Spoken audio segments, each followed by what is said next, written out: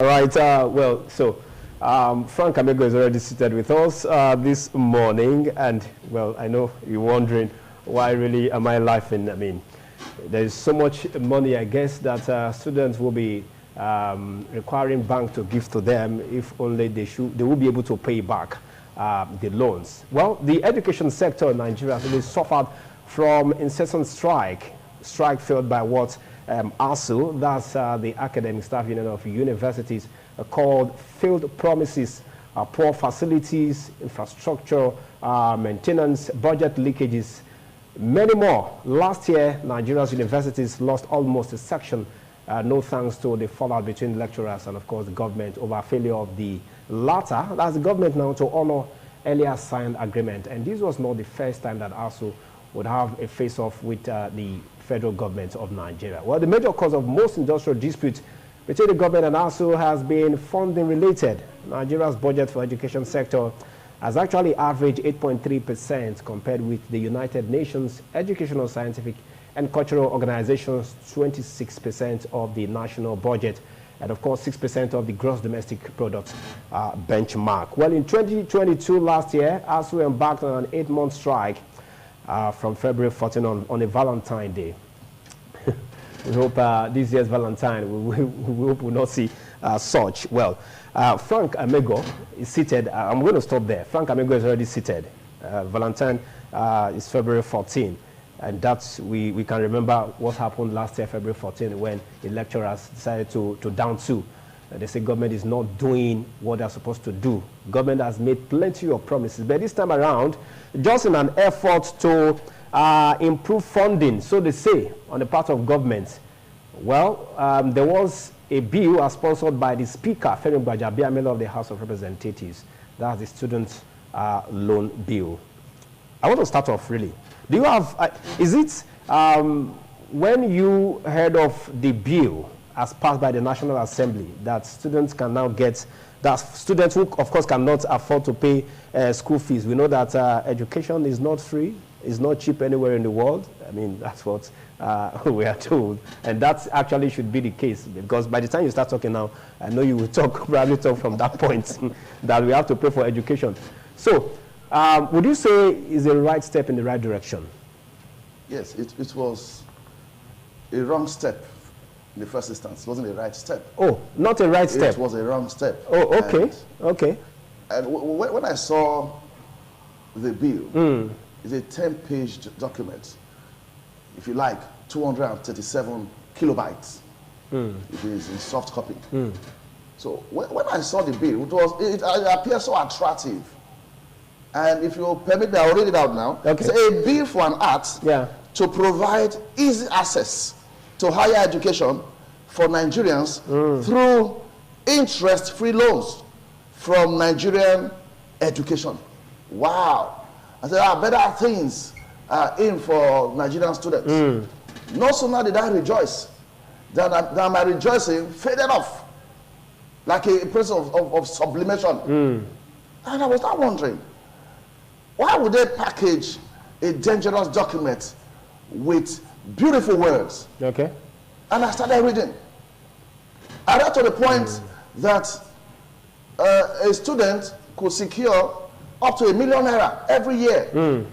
And if a program in a university or any institution, let's say 4 years, that student would have had ₦4 million, 5 million or 6 million as the case may be, depending on the years of study. And as I was still looking at it, I said, okay, nothing comes free in Nigeria. Let's look at the repayment plan. When I saw the repayment plan, and I changed that name from repayment plan to Jesus.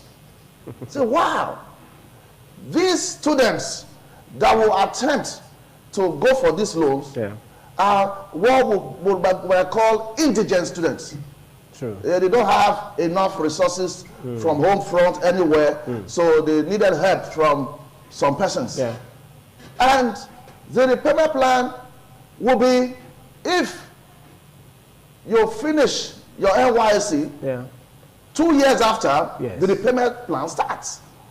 And I looked at it, with the 30,000 naira minimum wage, how can such a candidate be able to offset the loan.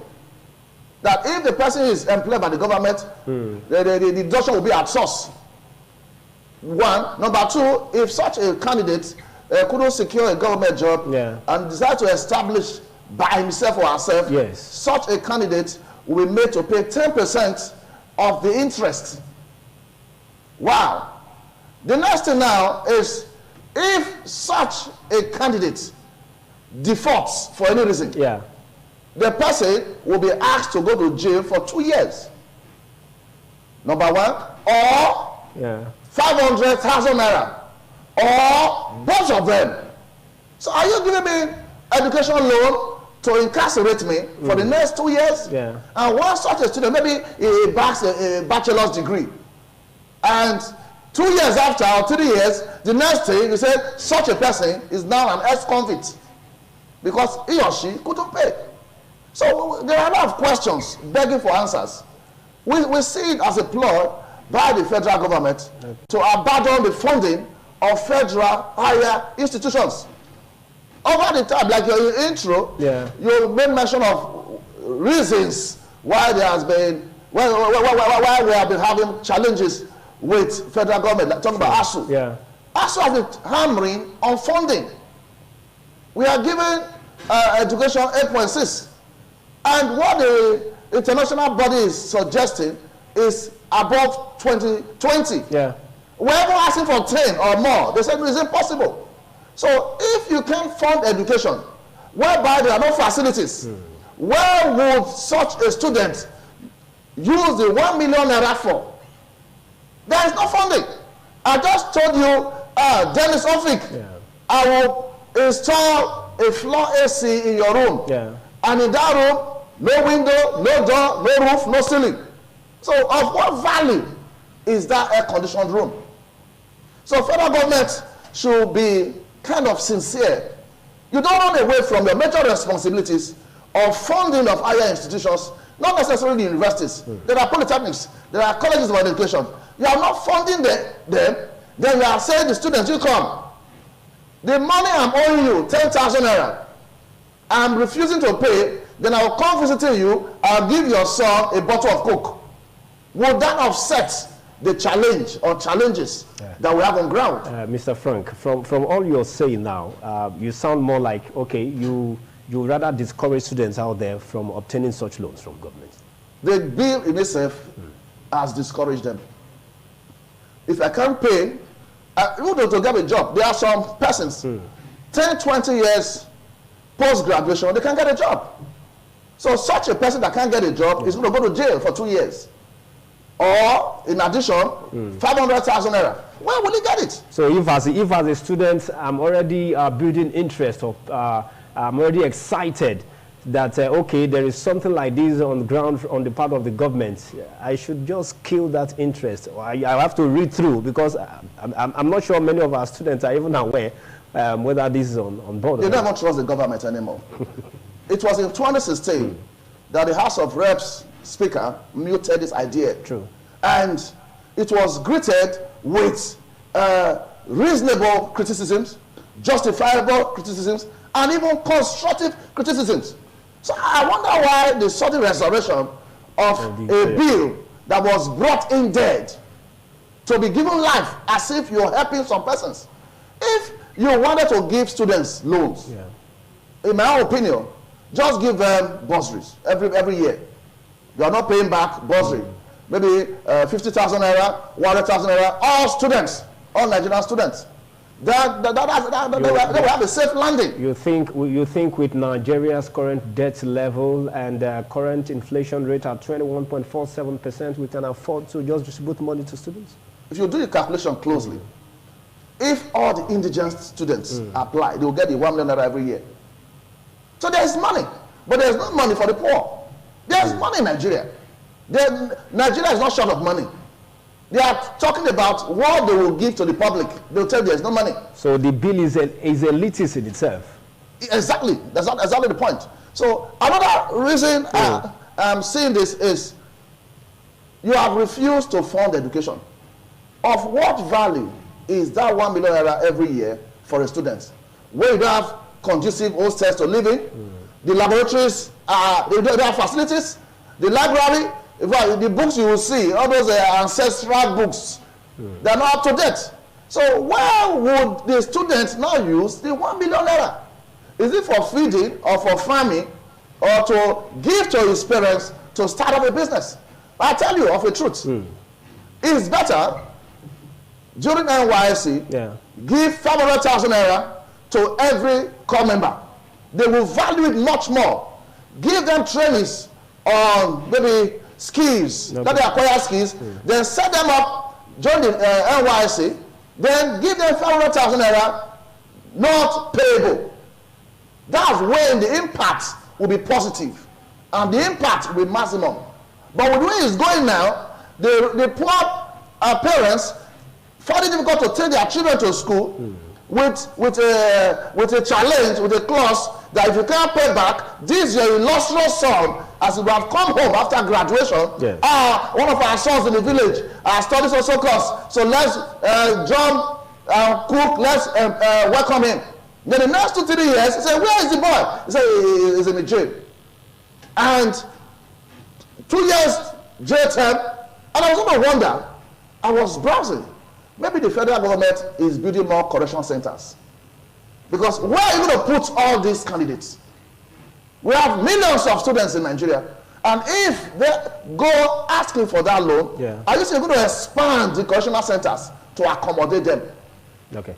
Mr. Frank Amego is from the University of Benin. But quickly, let me ask you, I want to ask you as it concerns expanding revenue generation from the university system. I mean, on the part of the university administration itself. But quickly, now there's a data from the Central Bank of Nigeria that at least $220.86 million was spent on foreign education between December 2021 and of course 2022, last year, even as Nigeria, of course, struggle with our dollar scarcity.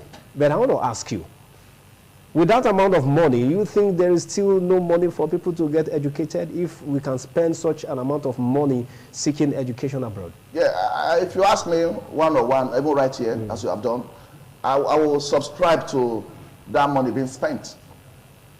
People leave Nigeria because the facilities are not there. This is my 30th year as a graduate. Yeah, because if we are claiming now that, I mean, students cannot afford to pay school fees, but then we can spend so much money. These are students. Yeah, these are students from very rich homes. Because the rich know that university systems are not working. There are no facilities as we used to have. Are you aware that there was a time in Benin University that 4 students to a food chicken? I'm sure it's school in Uniben. Yeah. So in my own time, we have a posting in UBTH. Federal government was paying us every month. Federal government was paying me. That was when? I said, this is my 30th year post-graduation. Federal government was paying me alongside with state bursaries. So now the facilities are not there. How can you draw an equipment, for instance, for students that will use that to practice? You draw the equipment on the board. Does that make sense? Instead, let the students see these facilities. They don't need to cram anything. Let them have hands-on experience. And from there, we have better graduates. But right now, when a student graduates, let's say he's going to go to the banking sector, the bank will retrain the students. Because there have been some gaps in between, which wasn't so in so many years ago. During convocation, you see companies coming to the convocation ground, issuing letters of employment right there, without recourse to retraining. But no, it's not the fault of such graduates. When you have in the class a space that can occupy 50, and you're having 150, where would you put them? So some students will be lecturing about what lectures are going on. And it's not because they just refused to attend classes, because the classes are not large enough to occupy them. So there are challenges that the federal government is drawing away from. It's diversionary. You're having challenges with ASU, then the next day I want to give students 1 million naira. That means you have the money. Why don't we use the money to build more hostels, build more classrooms, build more laboratories, build more libraries, equip them, instead of giving the students 1 million naira? That with a caveat, if you can't pay after 2 years, 2 years J10, or 500,000 naira, or both. There is no reasonable parent, except maybe after 2-3 years in the program, they will just run out of Nigeria. There is no way you're going to cover that money. 30,000 naira minimum wage. That's the highest in Nigeria. Where is that worker in Nigeria right now on that scale that can pay back that loan? Let's say the person did a 4-year program. Where is that money going to come from? If the person survives paying that loan, that person will look like as if he never went to school, because he will live a miserable life. So the federal government is not sincere. If they can't do anything, they should say it. So on the part of the school administrators, you don't think that there are ways that school administrators can actually expand their revenue generation mechanism? I mean, if they say no money in the system. If everybody says no money in the system? No, if the lecturers are saying no money in the system, no. I mean, it's part of the reason why... We are not... we just observed. What lecturers do, we observe that there are some gaps here and there. So we will make some recommendations to the federal government. Even if the government is going to do what ASU has said, the federal government is not going to give ASU the money. The federal government has its own contractors. So we just observe that, we have observed that we are having low voltage. That does not mean you're going to give him money to start it up. So federal government is hiding to blackmail the higher institutions. They are saying, hey, ASU is asking for too much. If we have 2 buildings, I will need 5. Yeah. The 3 extra buildings are going to erect there. Who will build them? It's not the university management.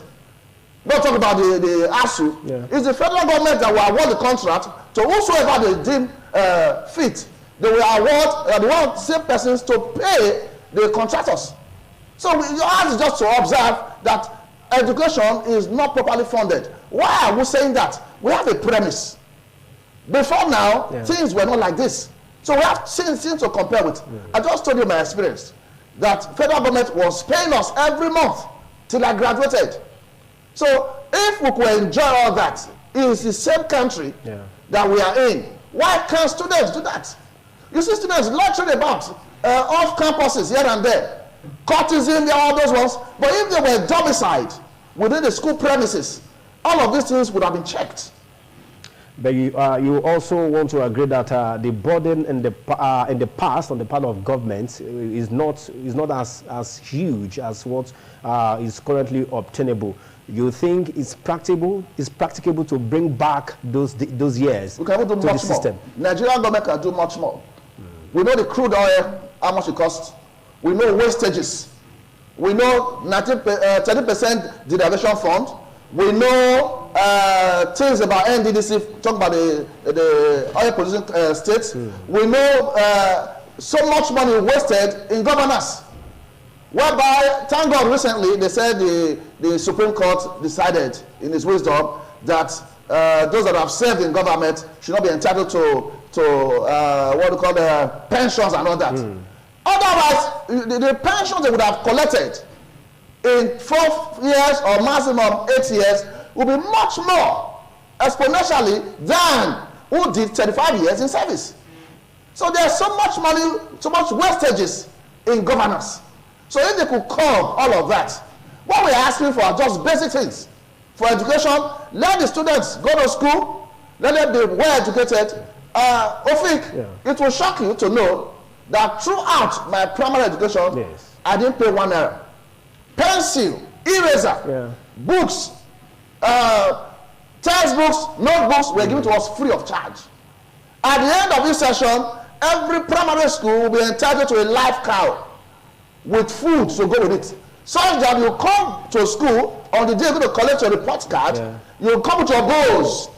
They will dish food into it with enough momo. Right. Exactly. So that's the kind of education I went through. Yes, exactly my point when I asked as to the body that government had then. You want to look at inflation, you want to look at population, which we have not taken to our own advantage. I mean, population is supposed to be an advantage for us, but of course it seems as though a big burden now for the government. You want to look at insecurity. These factors, government will want to tell you that, cannot give them all the laxity to do all of that. The government is a creator of insecurity.